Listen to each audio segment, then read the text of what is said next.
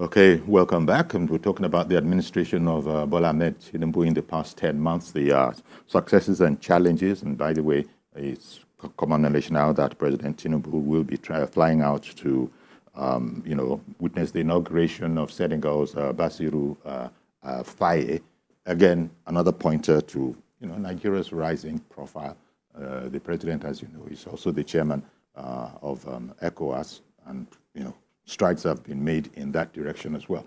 Okay, our guest is Honorable Hilliard Etta, former acting national chairman of APC. We've been talking about some of those successes, and also we can mix in some of the challenges. It's clear that security is going to be in there. Food inflation is going to be in there. Things have changed. You were speaking on the dietary angle, looking at things that have been happening with one of the foods. I didn't want to call that brand name again, but those noodles, for example. This is something that we are going to continue to work at, talking about the food now and the price of a tuber of yam, the price of plantain, the price of rice. Those ones are stuck up there. I suppose you can put those ones next to, the situation with the economy, but there also is the security aspect that it has been something of a challenge, because it appears there are forces that are fighting back. Yes, I agree with you. If I may come in, Mr. Yori. Sure, sir. First of all, let me respond to my brother who called earlier about monies trapped in the central bank. Mazi Okorafo. And the Mazi Okorafo. He was talking about monies trapped in the central bank, and also was talking about the availability of aviation fuel. Now, I want to report to him and other Nigerians that these monies, to about the tune of $7 billion, have been cleared by President Bola Ahmed Tinubu. If you know, the central bank had cleared a backlog of about $7 billion to some of these people whose money have been sort of confiscated into the vaults of the central bank in Nigeria. Yes, we're trapped, so to speak. So the central bank has released about $7 billion to these people, and this is to further enhance the confidence of the international investor in the Nigerian economy. Coming to aviation fuel, you are aware that there are a lot of refineries, both privately owned and Nigerian government owned, that are coming into production. Some of them have started production, maybe not in full swing, but some of them have started production. I believe that before the end of the year, if we have 2 or 3, a combination of privately owned and publicly owned refineries coming into swing, producing all these aviation fuel, PMS, AGO, and all of that, we will not be talking about the unavailability or the lack of it of aviation fuel. I believe that these issues, these challenges, will come to an end before the end of the year. Having said so, let me say that, yes, it is true that when people enjoy a particular kind of thing and you take it away from them, they are likely to fight back. So I'm not surprised that a lot of the things that we have, a lot of the challenges that we have today in Nigeria are created by Nigerians who feel shortchanged because of the change that the president has brought to bear, in the economy of Nigeria. But they will be defeated because the removal of subsidy, the stabilization of the foreign exchange regime are ideas whose time has arrived, and no single person can stand against a nation. No single person can stand against a people. So I believe that these people, they will fight for some time, but they will be defeated. They will be defeated. And Nigeria will be the better for it. Nigeria will grow in leaps and bounds and leave these people behind. I believe strongly that the president meant it when he said that those who were affected by the removal of the subsidy, fuel subsidy, are fighting back. I believe Mr. President, he has the benefit of security reports and all of that. I believe him. But I want to assure Nigerians that sooner than later, that these people will be defeated. Indeed. And when you look at a very fundamental thing, talking about the administration of Tinubu, his choice of men, his choice of workers, when I say men, I mean the labor force, his ministers, his cabinet. Nigerians have been watching that very, very keenly. I imagine that Nigerians are they're quite pleased with some. Maybe they're waiting for results in on some. Give me your impression. And also, of recent, you recall that the president sort of set up a sort of a watchdog, as it were, kind of a committee or desk to keep tabs on people who are working with him to be sure that everybody is up to speed on his agenda, because he wants it to be more than just a sing-song, this whole thing about it's no more business as usual, and that this is a renewed hope era. Well, my take is that it's a mixed bag. There are some who give you inspiration. There are some who are very inspirational, and there are some that we're yet to see whether they belong to this era or not, belong to this time. Because you see, this time is a very interesting time.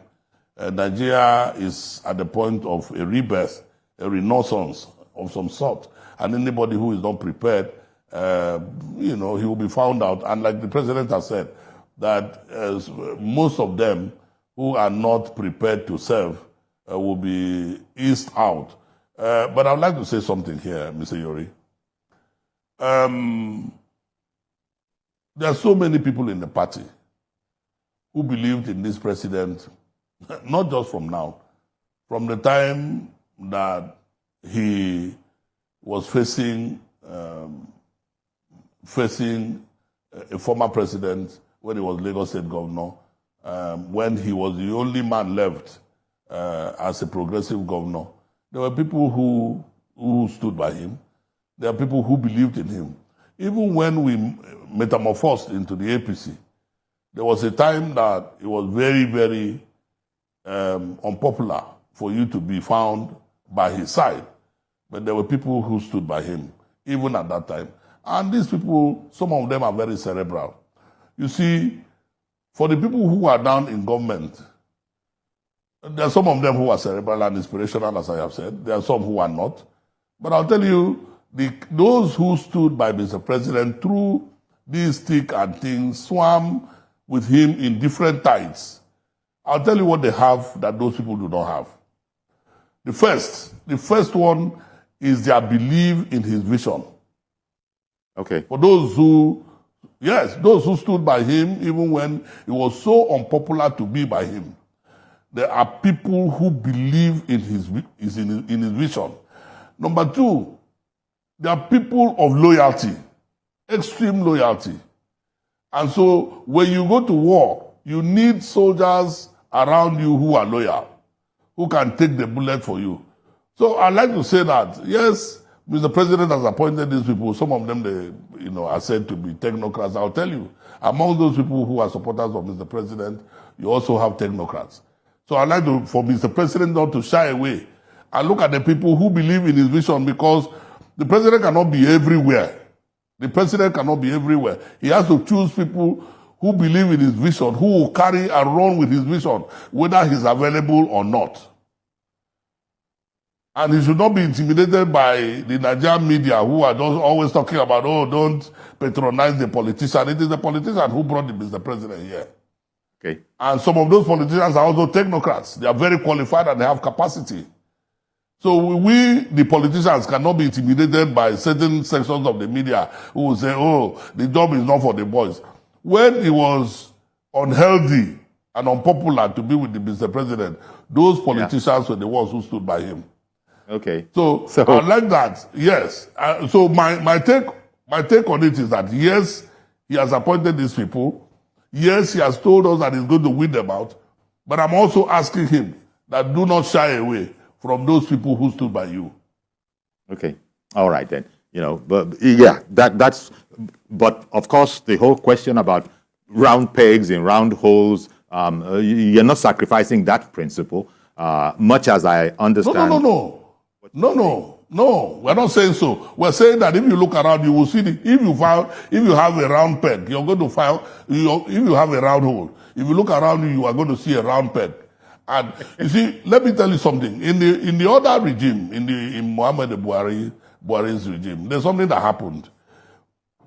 Somebody a policy was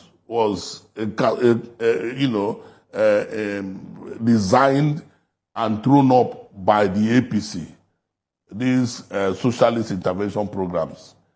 But you see that all through the states, they were given to people who did not believe in it. And this is one of the reasons that those programs failed. A program was written by the party. It has to be prosecuted by the party because the party believed in this program before it threw it up. So, Mr. Yori, if you look at our party, we are in the millions, capable people all over the world, both in Nigeria and in the diaspora. So when you're talking about round peg, on a round hole, or a square peg on a square hole, you can satisfy that within those who are the president's men. Indeed. Nobody should tell us that, politicians, they should be thrown away because we are politicians. It is not acceptable to the average politician. Because if you understand the life of the average politician, his life is futuristic. Whereas the technocrat will be looking at policies, will be looking at fires, and will be looking at paradigms. The politician, after looking at all of these things, he will look at the next election. So he wants his work to speak. He wants his work to speak for him. I get you. He wants his work to make him available for another election. So I get what you're saying. So loyalty, steadfastness, competence, all of these are factors that will be taken into consideration when setting decisions are made. Now, the other thing, here we are, we still, from the very, very beginning, the very first, it's not just even nationally, even internationally, the first thing they say about President Tinubu is that on day one, he took off the ruinous subsidy on fuel that was losing the country billions of dollars. It just was unsustainable, as he had said. Now, he has done that. There are pains, but what has been accruing to the states, has more than doubled, and yet everybody in their pain still look towards Abuja. The point has often been made that why are questions not being made towards, government houses all over the country? What exactly has been done by the increment in revenue that has been coming to all the governors, not for themselves, but on behalf of bolstering, improving the lives of the people? Give me your thoughts on this. Government has been doing what it has definitely improved in, the finances of the states. I don't know if you think that we have seen a commensurate improvement in the lives of people from the states across board. Far from it, my brother, far from it. The subnational governments have enjoyed the people not taking them to task. I think it is generally because the federal government is seen as this very gigantic godfather that is for everybody in Nigeria. But the earlier Nigerians begin to look at the subnational governments, the better for everybody, because between the local government areas and the state governments, they take about half of our federation account, whatever accrues to Nigeria. About almost half goes to these sub-national governments. So it is important that much as Nigerians should not take their eyes off what is happening at the federal level, they should begin to look at what is happening at the state and the local government levels. It is true that in some cases, revenues to the states have tripled, not just doubled. In some cases, they have tripled. And you cannot find commensurate level of development. You cannot find state governments break new grounds.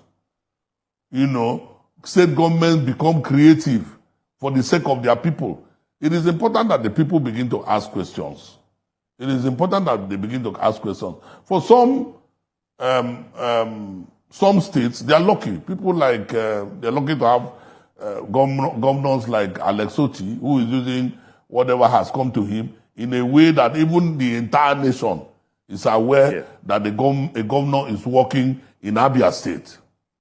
Now, if you also come to Cross River State, where I come from, my governor is also working, given the enhanced level of revenue that has accrued to Cross River State.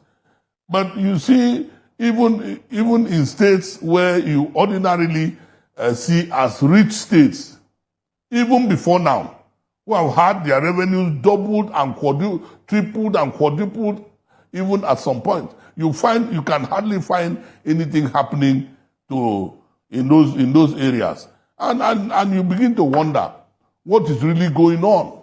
What is really going on? So Nigerians should begin to ask questions at the state and the local government level. They should begin to ask questions. See, Mr. Yori, let me tell you something. Let me tell you something.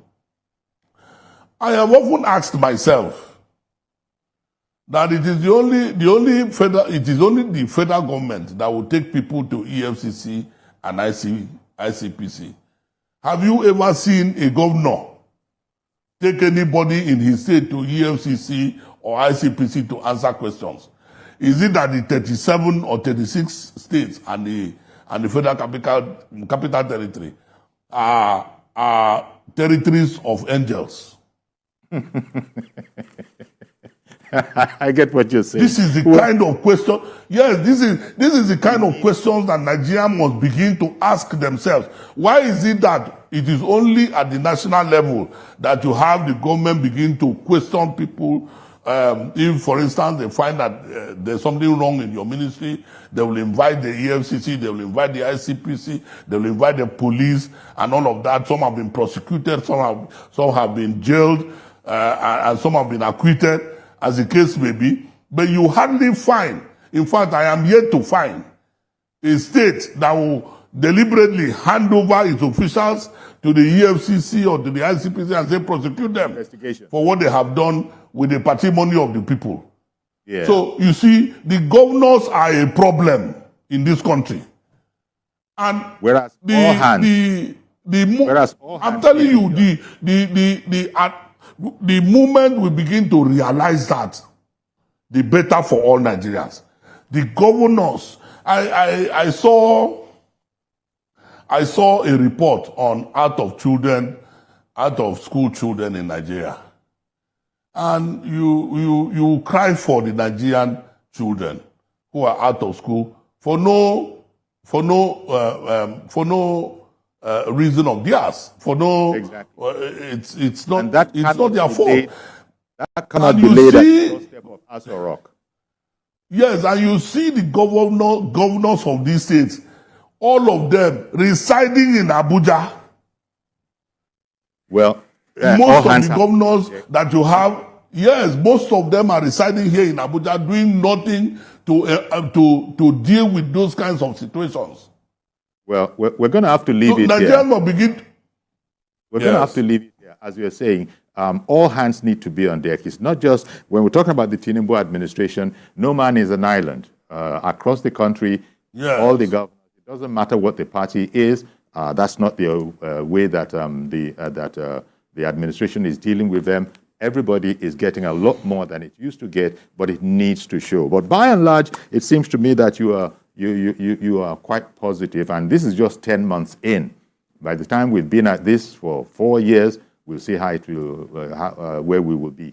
If only all through the 8 years of the previous administration, this had been the pace, I guess we'd be singing a different tune now. But let's not go into comparisons. I just want to thank you very much, Honorable Hilliard Etta, for coming on the program this morning. Thank you very much. Sharing your insight. Thank you very much. Perspectives as usual. Okay then. So that's our program today. Thank you. Join us tomorrow for a fresh edition. I am Yori Folarin. Bye-bye for now.